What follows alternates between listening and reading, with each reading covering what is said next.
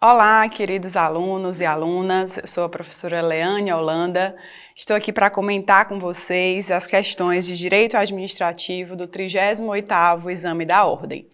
Começando aqui pela questão número 30 da prova amarela, nós vamos ter uma questão sobre a Lei de Improbidade Administrativa, já considerando as modificações introduzidas pela Lei 14.230 de 2021. Mais uma vez, a OAB trazendo uma questão sobre as alterações da Lei de Improbidade, né? A questão número 30 diz o seguinte: no ano corrente, o Ministério Público ajuizou duas ações por improbidade administrativa distintas. Uma em desfavor de Carlos, prefeito do município Alfa, e outra em desfavor de Bruno, servidor do município Beta. Ambas as ações buscavam a aplicação de penalidades pela prática de atos de improbidade que violam princípios da administração pública, com a descrição objetiva dos fatos exigida em lei e apontando a lesividade relevante ao bem jurídico tutelado. A primeira tem fundamento na negativa, pelo prefeito, de publicidade aos atos oficiais que não estavam protegidos por sigilo.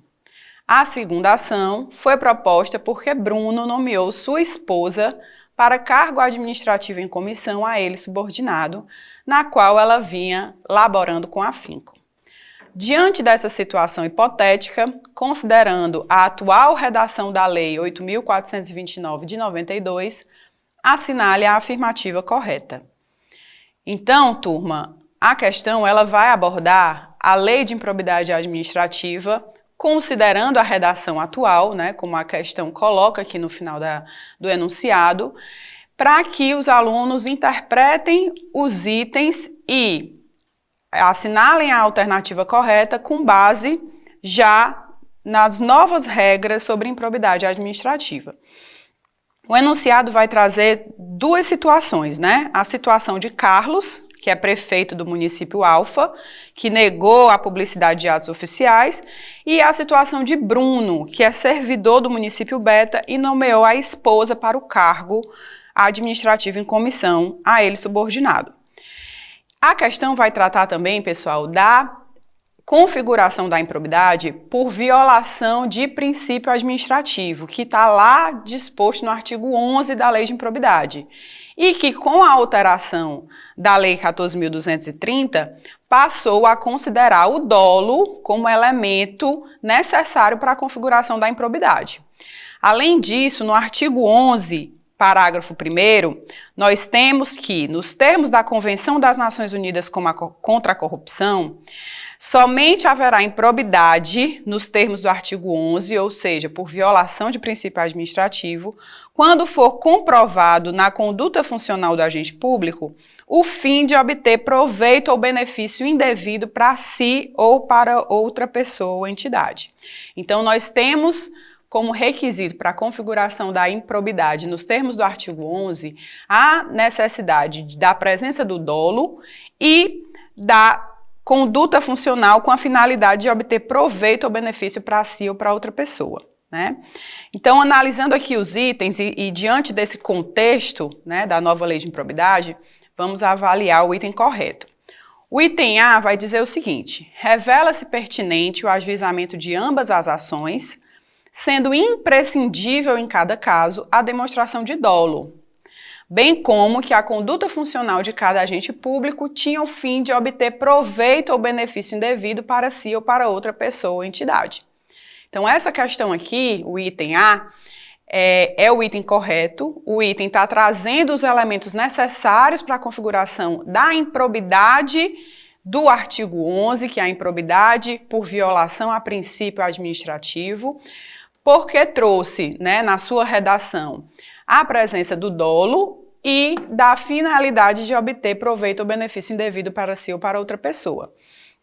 Para a gente ter certeza que esse é o item correto, vamos avaliar aqui os demais itens, tá? O item B diz o seguinte: a ação ajuizada em desfavor de Carlos é pertinente, mas aquela em desfavor de Bruno não, considerando que, apesar de o nepotismo ser vedado pelo ordenamento, não há previsão no sentido de que sua prática caracteriza ato de improbidade. Esse item está incorreto. Por quê, pessoal? O nepotismo ele foi inserido também pela Lei 14.230, expressamente no item 11, como uma das causas de irregularidade por violação a princípio administrativo. Então, expressamente há a questão do nepotismo, né, como uma conduta que viola princípio administrativo e caracteriza a ação irregular nos termos da lei de improbidade, certo? O item C diz o seguinte: apenas é pertinente a ação ajuizada em desfavor de Bruno, na medida em que a negativa de publicidade aos atos oficiais por Carlos não constitui ilegalidade passível de caracterizar ato de improbidade. Esse item também está errado, porque o artigo 11, inciso 4º, caracteriza a negativa de publicidade aos atos oficiais como um ato de improbidade, exceto quando os atos eles possuem, né, um sigilo necessário à segurança da sociedade ou do Estado. Então, a negativa de publicidade a atos oficiais caracteriza, sim, uma hipótese de improbidade, desde que alcançados também os demais requisitos que a gente mencionou, o dolo e o proveito para si ou para outrem. O item D vai dizer o seguinte: ambas as ações são despropositadas, pois além da lesividade relevante ao bem jurídico tutelado, é imprescindível o reconhecimento de dano ao erário para a caracterização da improbidade, o que não aconteceu em nenhum dos casos. Esse item está errado, porque nos termos da lei de improbidade com a nova redação, a violação a princípio administrativo não exige a caracterização do dano ao erário, né? O dano, ele se configura pela violação do princípio administrativo quando há a presença do dolo e quando há a intenção de obter proveito do agente para si ou para outras pessoas, né? Então, o item D também é incorreto. Então, constatando que os demais itens são incorretos, nós afirmamos e reafirmamos que o item A é o item certo, ok? Vamos passar então para a questão de número 31. A questão de número 31 vai tratar dos requisitos do ato administrativo e da Lei 9.784 de 99, que é a Lei do Processo Administrativo Federal. A questão vai dizer o seguinte: Josias e Januário são servidores públicos federais de alta hierarquia e estavam conversando sobre os problemas inerentes ao exercício das suas atribuições. Enquanto Josias está extremamente exacerbado de trabalho e precisa delegar algumas de suas atribuições para não comprometer o funcionamento da atividade administrativa, Januário entende ser necessário avocar a competência atribuída a órgão hierárquico inferior, por questões excepcionais que são de extrema relevância para o interesse público. Considerando as circunstâncias narradas e em consonância com a Lei 9784 de 99, assinale a afirmativa correta. Então, nós estamos diante de uma situação hipotética em que dois servidores públicos que detêm suas atribuições no âmbito da sua competência estão aí pensando em atuar na delegação de competência ou na avocação de competência, né? E a gente vai analisar as assertivas para identificar o item correto com base nas disposições do artigo da Lei 9784, sobretudo nos artigos 11, 12, 13 e 14, que tratam da competência, da avocação e da delegação. O item A vai dizer o seguinte: Josias poderá delegar verbalmente parcela de sua competência, considerando que esta é renunciável por servidor de alta hierarquia. Esse item, pessoal, ele está incorreto por dois motivos. Primeiro, porque Josias, ele pode delegar a sua competência, desde que previsto em lei, mas essa delegação, ela não pode ser verbal. Ela tem que ser uma delegação formal, motivada, até porque a lei exige que seja identificado o objeto da delegação, né? A duração, os motivos, a justificativa deve estar lá estabelecida e também o artigo 14 da lei, ele expressamente informa que o ato de delegação e revogação, eles devem ser publicados no meio oficial. Então, se infere aí a exigência de uma formalidade expressa, o que afasta essa delegação verbal. Além disso, a competência ela não é renunciável por servidor de alta hierarquia. Ela é delegável, mas o agente público competente, ele permanece com aquela competência. A competência ela é irrenunciável. Então, também por esse motivo, o item A está incorreto. O item B diz o seguinte: eventual delegação de competência por parte de Josias não poderá ser revogada após a sua formalização. O item B também está incorreto. O ato de delegação ele é precário, não é? E ele deve ter uma duração estabelecida no ato de delegação. E, além disso, ele pode ser revogável a qualquer tempo, conforme dispõe o artigo 14, parágrafo 2º. O item C vai dizer o seguinte: a delegação de competência por Josias só pode ser realizada para órgão que lhe seja hierarquicamente inferior. Esse item também está incorreto. Nos termos do artigo 12, é possível delegar a competência a outros órgãos e titulares, ainda que não lhe sejam hierarquicamente subordinados, quando for conveniente, em razão de circunstâncias de índole técnica, social, econômica, jurídica ou territorial.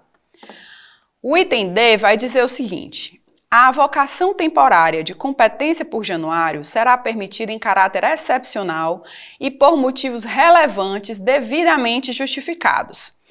Esse item está correto. A avocação, pessoal, é a situação em que o agente público chama para si a competência de um agente ou de um órgão que lhe é subordinado, né?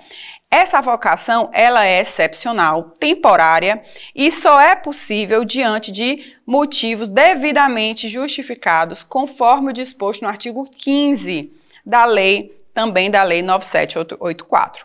Então, na questão número 31, a resposta correta é o item D. Passando agora para a questão de número 32, nós teremos uma questão sobre a nova lei de licitações, mais uma vez trazendo as inovações nas modalidades licitatórias, né? Já é a segunda vez que a OAB traz essa disposição de questão sobre o diálogo competitivo, né? E a gente vai ver aqui como é que ela formulou essa questão. O item 32 diz o seguinte: o pequeno município Alfa, situado no interior do estado Beta, enfrenta grave problema de abastecimento de água potável, pois não há fornecimento de água encanada para determinada região da cidade, por dificuldades técnicas.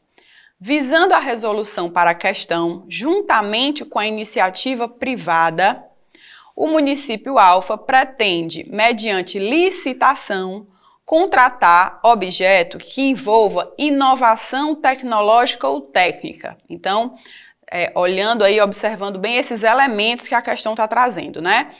Ela está procurando uma iniciativa privada, né? Resolver a questão junto com a iniciativa privada, mediante licitação, na contratação de um objeto que envolva inovação tecnológica e técnica, sendo imprescindível a adaptação de soluções disponíveis no mercado.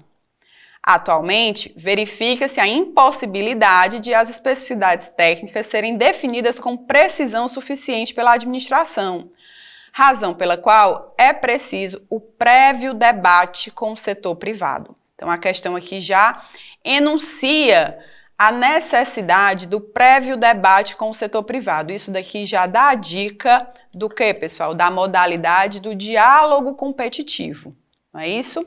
Então, a questão informa que é preciso prévio debate com o setor privado para se definirem e se identificarem os meios e alternativas que possam satisfazer as necessidades da administração municipal.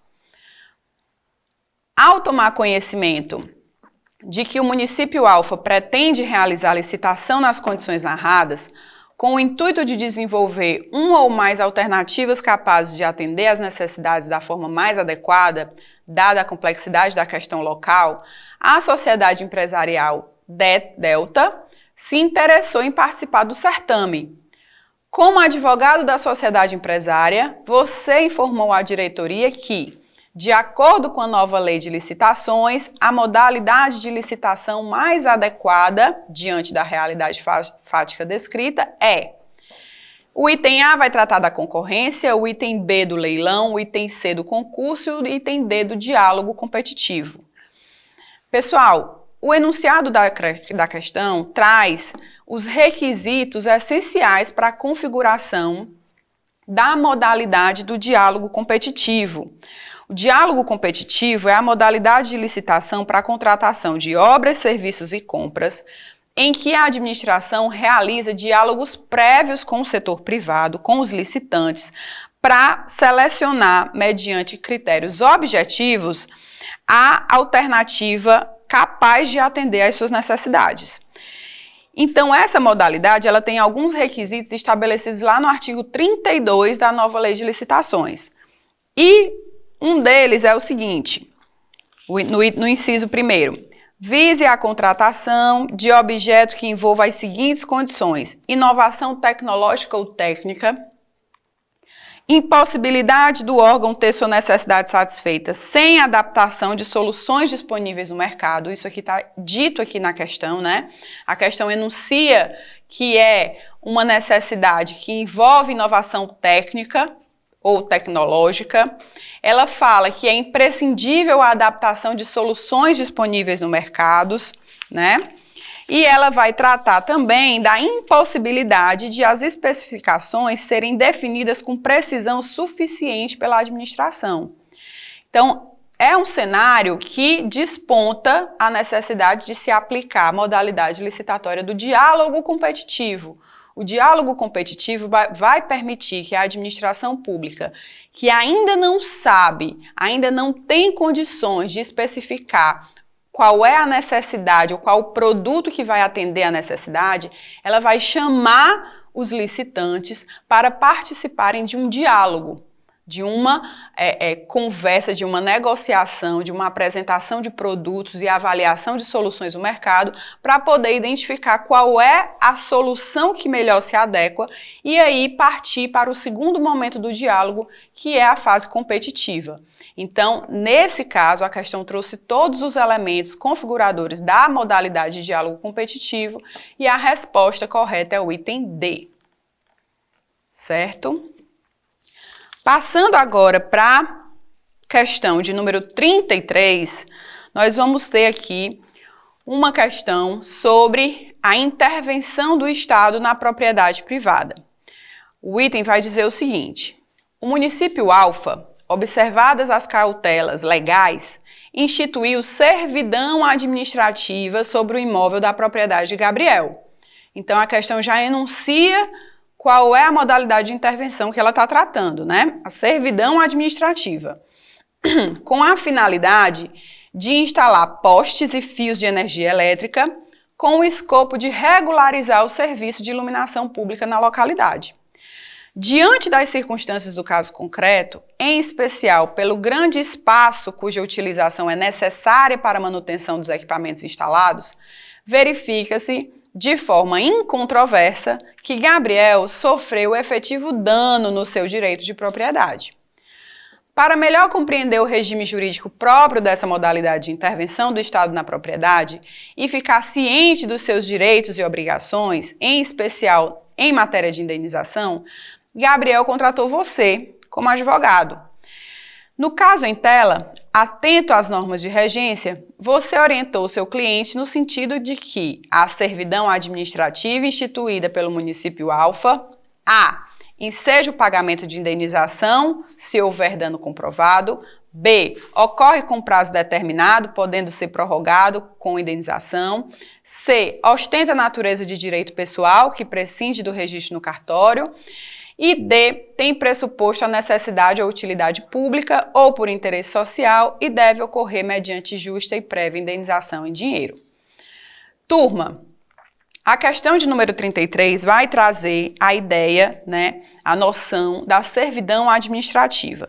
A servidão administrativa, ela é utilizada pela administração pública, né, que pega as noções lá da servidão estabelecida no direito civil, mas traz para o direito público com as especificidades que o direito público requer. Até porque aqui se trata de uma servidão que tem por objetivo o atendimento da finalidade pública, né?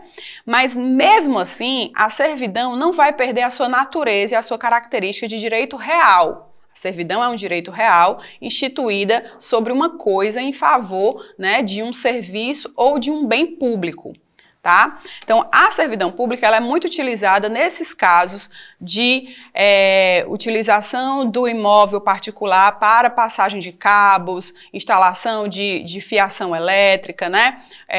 Instituir placas ou algum tipo de sinalização necessária pela administração pública.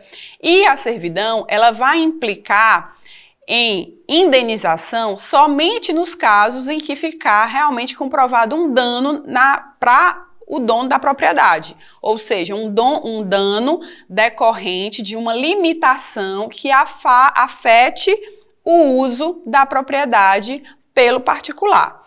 Nesse caso, a questão informa que a instalação desses postes e fios de energia elétrica, ele necessita um grande espaço, né, cuja utilização é necessária para a manutenção dos equipamentos instalados.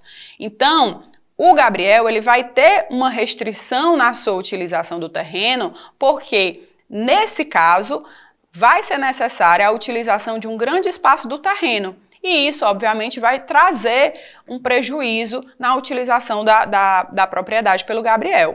Então, ele vai poder ser indenizado. Mas lembrando, a servidão, ela não tem como regra a indenização. Vai depender do prejuízo experimentado pelo particular em razão desse direito real.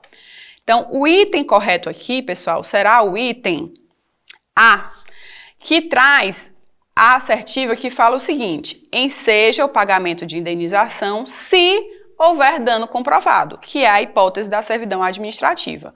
O item B, que fala que ocorre por prazo determinado, podendo ser prorrogado mediante prévia indenização, está incorreto, porque a servidão, em regra, ela ocorre por prazo indeterminado, por constituir um direito real, né, de um bem que serve a um outro bem ou serviço público.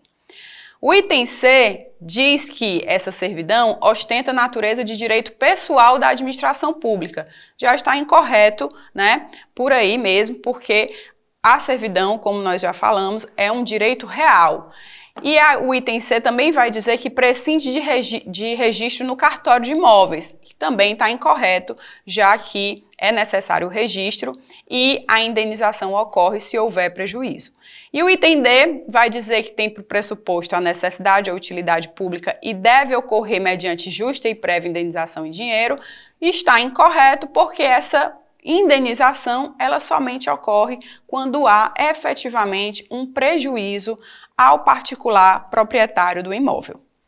Vamos aqui passar agora para a questão de número 34, nossa última questão, em que foi abordado mais uma vez a Lei de Acesso à Informação, a Lei 12.527 de 2011.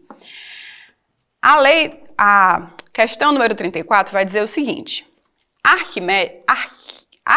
Aríquemes, gente, a OAB está sempre inovando, inclusive nos nomes das pessoas. Aríquemes é servidor público federal e vem cumprindo diligentemente com as obrigações estabelecidas em lei para obter sua progressão funcional e, assim, aumentar sua remuneração.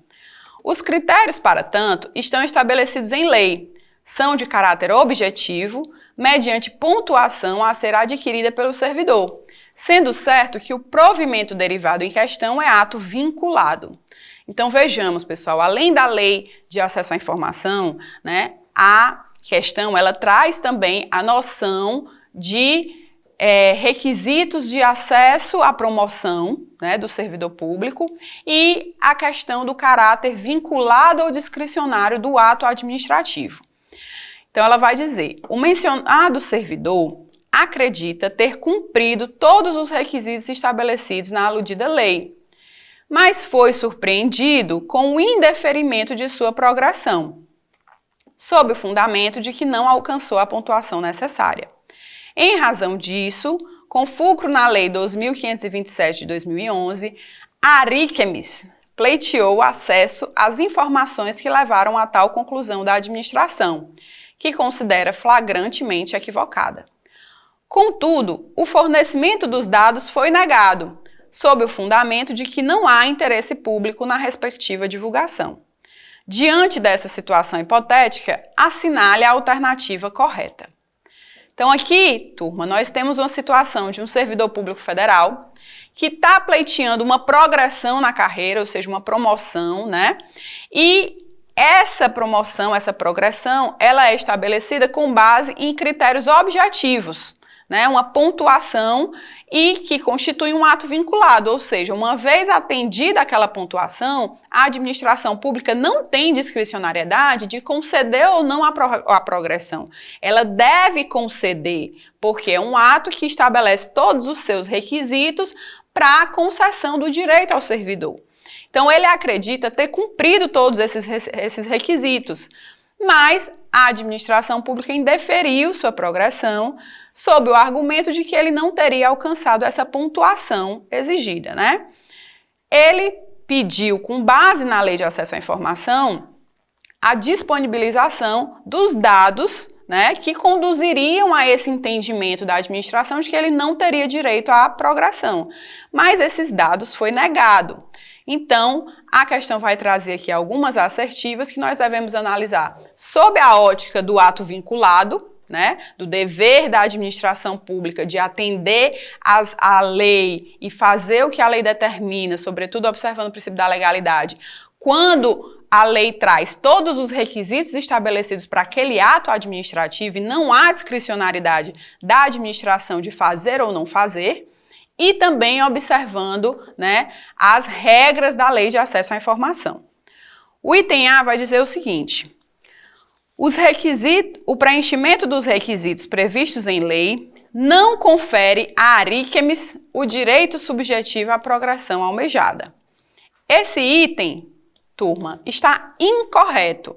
Por quê? Porque o enunciado da questão vai afirmar que a progressão ela é estabelecida mediante critérios objetivos e que se trata de um ato vinculado. Então, partindo do pressuposto de que a lei já estabeleceu os requisitos e o ato é vinculado, a administração ela não tem, né, a discricionariedade de dizer que o Aríquemes vai ou não progredir. Ela deve implementar a progressão. Então, esse item A está errado porque o Aríquemes, uma vez conseguindo alcançar todos os requisitos, ele teria sim o direito subjetivo a essa progressão. O item B vai dizer o seguinte: as informações pleiteadas constituem atos internos da administração e, portanto, são informações reservadas, protegidas por sigilo. Turma, o item B, ele está incorreto porque os atos internos, né, da administração pública não constituem informações protegidas por sigilo. A regra estabelecida pela Lei de Acesso à Informação é de que o sigilo é exceção, né? A publicidade deve ser conferida para todos os atos administrativos. A regra é a divulgação, a regra é a publicidade e a exceção é o sigilo. Para que o ato seja sigiloso, ele deve ser classificado nos termos da lei, como secreto, ultrasecreto, né? Nos termos da classificação que a lei concede ou então, né, deve ser protegido por algum outro tipo de sigilo legal, como o sigilo bancário, o sigilo empresarial, né, o sigilo dos dados pessoais. Então, aqui, não sendo uma dessas hipóteses de restrição do sigilo, os atos administrativos internos, eles devem ser publicizados. Então, o item B está incorreto. O item C diz o seguinte: o fornecimento de dados pessoais pretendidos por Aríquemes, submete-se à discricionariedade da administração, que atuou nos limites da lei. Pessoal, em se tratando de dados pessoais, menos ainda a administração teria discricionariedade para conceder ou não, né? A própria Constituição Federal, ela assegura, lá no artigo 5º, inciso 33, que todos têm direito a receber dos órgãos públicos informações de seu interesse particular, né? Isso aqui como um direito fundamental. E aí, menos ainda, a administração teria como argumentar, né, essa discricionariedade de apresentação dos dados pessoais. Então, o item C está incorreto. E o item D, que é o último item, diz o seguinte: Aríquemes tem direito ao acesso a tais dados, considerando que este direito compreende as atividades exercidas pelos órgãos, inclusive as relativas às suas organizações e serviços. Esse é o item correto, né? Tratando-se de atos administrativos, informações exercidas por órgãos públicos, o acesso a tais dados é assegurado pela Lei de Acesso à Informação, inclusive no que se refere aos atos e informações relacionadas à sua organização e serviço, conforme está expresso no artigo 7º, inciso 5 da Lei de Acesso à Informação. Então, aqui na questão número 34, o item correto é o item D. Ficamos por aqui, meus queridos alunos e alunas. Espero que tenham gostado. Mais uma vez, a OAB trouxe as leis, né, modificadas do nosso direito administrativo, a nova lei de licitações, a lei de improbidade com as alterações recentes de 2021. Então, fica aí mais uma vez o recado de que, para a prova da OAB, tem que ser dada máxima atenção às alterações legislativas promovidas, né, no âmbito do direito administrativo. Até mais e boa sorte!